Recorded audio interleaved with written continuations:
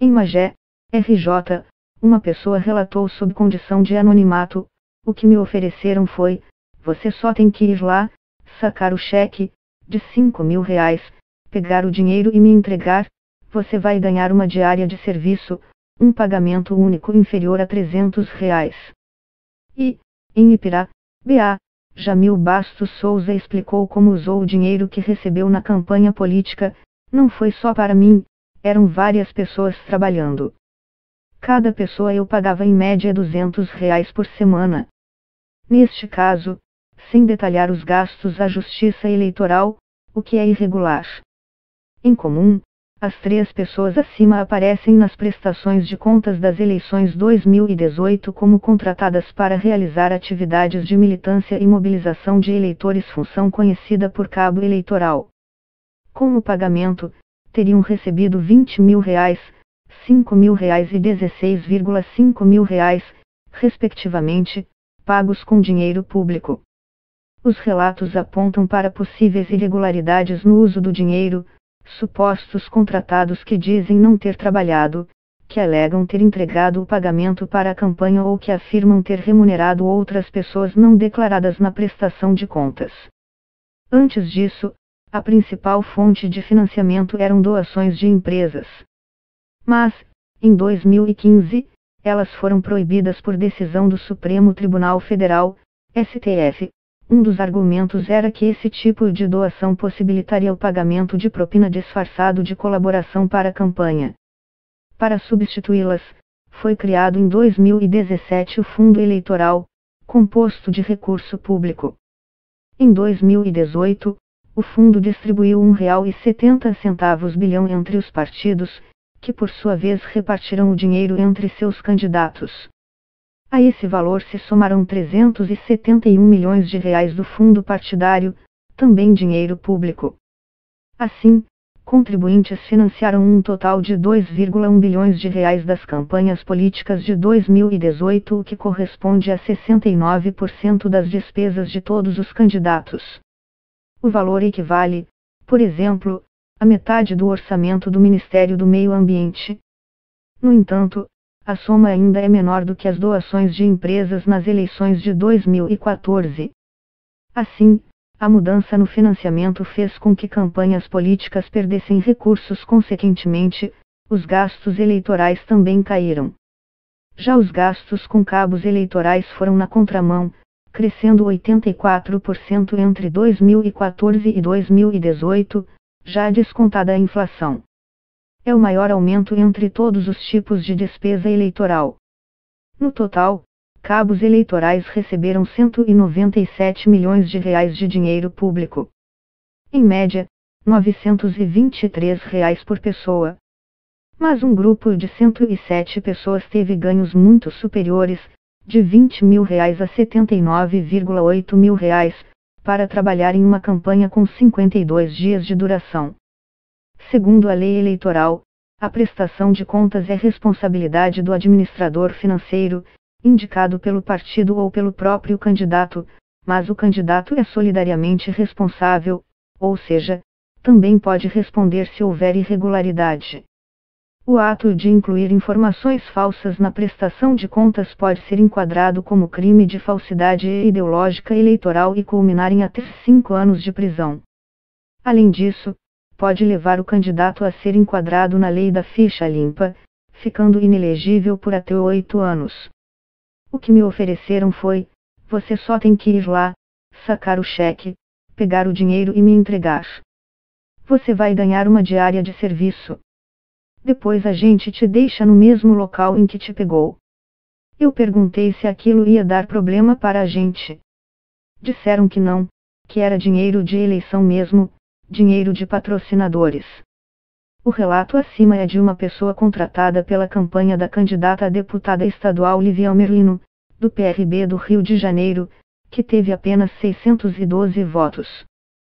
Segundo informações prestadas à Justiça Eleitoral, essa pessoa teria realizado serviços de cabo eleitoral e recebido R$ 5.000.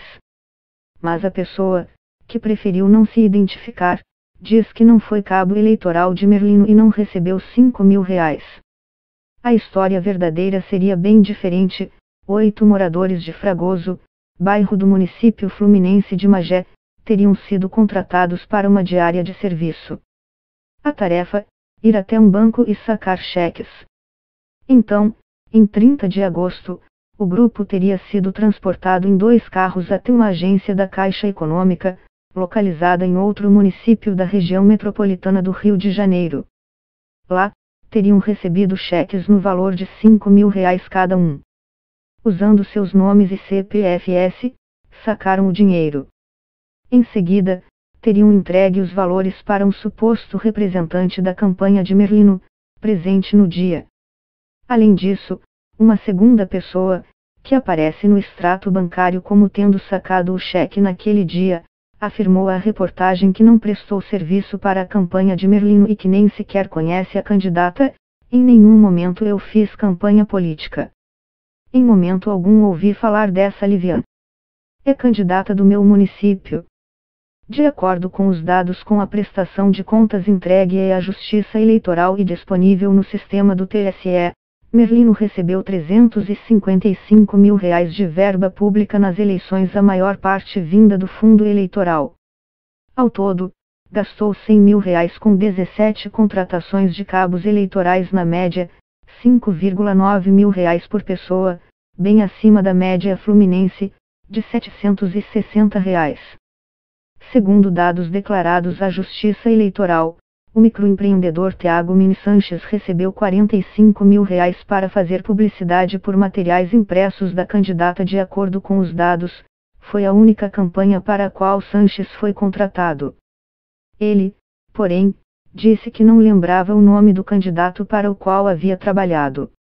Depois, consultou um amigo para lembrar: eu fiz um trabalho para um político, só que eu não lembrava o nome dele. Foi por meio de um amigo meu. O político estava querendo saber de um designer que fizesse campanha para ele.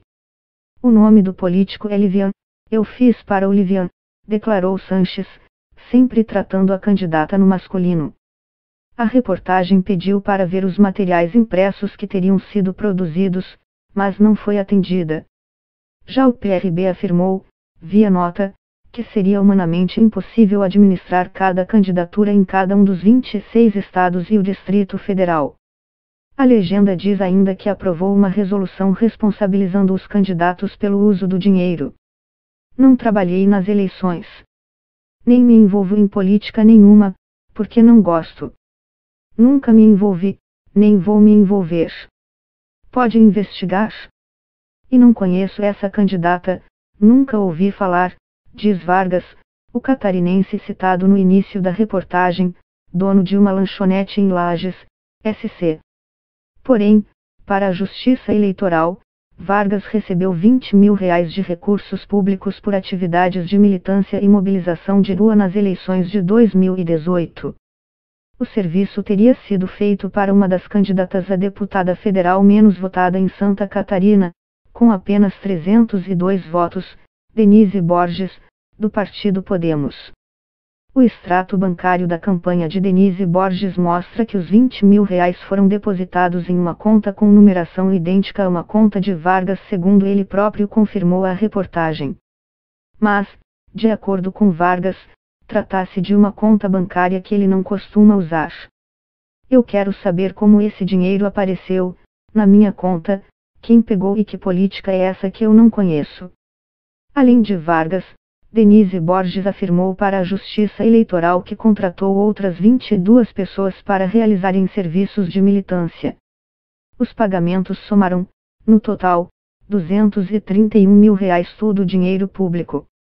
Na média, R$ por pessoa. O maior pagamento feito pela campanha de Denise Borges a um cabo eleitoral, segundo a prestação de contas da candidata, foi para o empresário André Fernando Schneider, de Nova Itaberaba, SC, R$ 33 mil. Em um primeiro momento, Schneider disse que não conhecia a candidata. Não recebi não. Não participei da campanha. Não conheço essa candidata. Vou procurar um advogado para saber de onde está surgindo isso, disse. Porém, no dia seguinte, depois da reportagem procurar a campanha de Denise Borges, Schneider mudou de versão. Declarou que havia distribuído panfletos da candidata no oeste de Santa Catarina.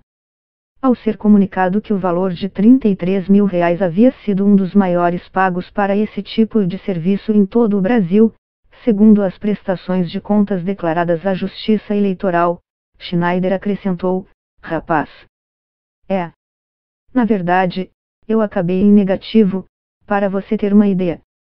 A campanha de Denise Borges foi coordenada pelo seu marido, Bruno Borges dos Santos, que recebeu R$28,7 mil pelo serviço, pagos com recurso público." Procurado pela reportagem, Bruno Borges argumenta que não houve irregularidades nas despesas eleitorais da candidata Denise. Em sua defesa, disse que o dinheiro foi de fato depositado nas contas dos cabos eleitorais. "Eu fico surpreso das pessoas falarem que não fizeram campanha para a Denise. Eu me sinto até enganado, porque a pessoa foi paga para isso. Eu estou tão surpreso quanto você", declarou Bruno Borges. Disse ainda que iria procurar mais informações e voltaria a falar com a reportagem, o que não ocorreu. Em 2018, a campanha de Cláudio Cajado, deputado federal reeleito pelo PP da Bahia, foi a que mais contratou cabos eleitorais por valores a partir de R$10 mil, segundo as prestações de contas das eleições. Foram 73 pessoas, totalizando quase R$1 milhão, R$998 mil, em dinheiro público. Jamil Bastos Souza, que aparece na prestação de contas de Cajado como cabo eleitoral em Ipirá, BA, confirma que trabalhou na campanha do deputado. Por R$16,5 mil teria sido chamado por já trabalhar para o presidente da Câmara de Vereadores local, ele próprio também contratado como cabo eleitoral pela campanha de Cajado, pelo mesmo valor, R$16,5 mil. Souza, porém, disse que usou o dinheiro que recebeu para subcontratar outros cabos eleitorais. "Não foi só para mim, eram várias pessoas trabalhando. Eu levava o pessoal nos carros para as zonas rurais. Cada pessoa eu pagava em média R$50 por dia, R$200 por semana. Chegando lá, tinha que dar comida. Eu comprava um carneiro e fazia um churrasco para o pessoal, entendeu? Você não pode pagar para um líder de cabos eleitorais para ele ficar repassando dinheiro. A prestação de contas tem que dizer quem recebeu, detalhar com quem gastou", explica o advogado eleitoral Daniel Falcão. "Eu, como pessoa física, não posso ser intermediário, subcontratar outras pessoas. Isso é uma irregularidade que precisa ser apurada. Pode configurar tentativa de ocultação do prestador real do serviço", analisa Tony Chalita, também advogado especializado em direito eleitoral. "Eu consegui conciliar, com o trabalho de professora na escola, porque Maikinique é pertinho, eu ia e voltava. Quando eu tinha dia de folga, final de semana, e eu trabalhava em parceria com meu esposo", explicou Marques. Procurado pela reportagem, Cláudio Cajado disse por meio de sua assessoria de imprensa que as contas de campanha do então candidato foram aprovadas pelo Tribunal Regional da Bahia. Além disso, declarou que os contratos com cabos eleitorais foram feitos para o período de 2 meses e meio e incluíram despesas com veículos, alimentação, combustível, hospedagem, material gráfico, manutenção de comitê eleitoral. Especialistas e autoridades eleitorais explicam que não é fácil fiscalizar a contratação de cabos eleitorais com dinheiro público. Os candidatos podem pagar o quanto quiserem pelo trabalho, sem a necessidade de comprovar que o serviço foi feito. Podem, inclusive, contratar parentes, o que, no âmbito da administração pública, é proibido. À medida que um candidato recebe um bolo de dinheiro muito grande, vindo do Estado, para gastar da forma que quiser, sem requisitos maiores de transparência e sem uma fiscalização pesada, isso facilita o mau uso dos recursos, diz Bruno Caraza, especialista em financiamento eleitoral no Brasil e autor do livro Dinheiro, Eleições e Poder. Uma das principais dificuldades para fiscalizar a aplicação do dinheiro é o volume de informações. Em 2018, por exemplo, foram declaradas 1,5 milhão de despesas, com 830 mil fornecedores diferentes. A Justiça Eleitoral jamais terá condições de fazer uma análise minuciosa de todas as prestações de contas, diz o advogado eleitoral Daniel Falcão. A gente precisa pensar em um sistema eleitoral que demande menos dinheiro. E precisamos investigar o uso do dinheiro público nas eleições, com uma força-tarefa dos órgãos de controle Justiça Eleitoral, Tribunal de Contas da União, Receita Federal, Ministério Público, opina Caraza. Candidatos podem usar o dinheiro do fundo eleitoral para fazer campanha como quiserem, com cabos eleitorais, impressão de santinhos, impulsionando publicações em redes sociais, alugando carros. Mas a prestação de contas precisa refletir os verdadeiros gastos feitos pelo candidato ou partido. O TSE é responsável apenas pela análise das contas dos candidatos a presidente. Candidatos a todos os outros cargos são de responsabilidade dos Tribunais Regionais Eleitorais, TRES. O advogado eleitoral Daniel Falcão explica que a Justiça Eleitoral costuma priorizar a análise das contas dos candidatos que foram eleitos. Quem foi eleito precisa ter suas contas julgadas até dezembro daquele ano, para poder tomar posse.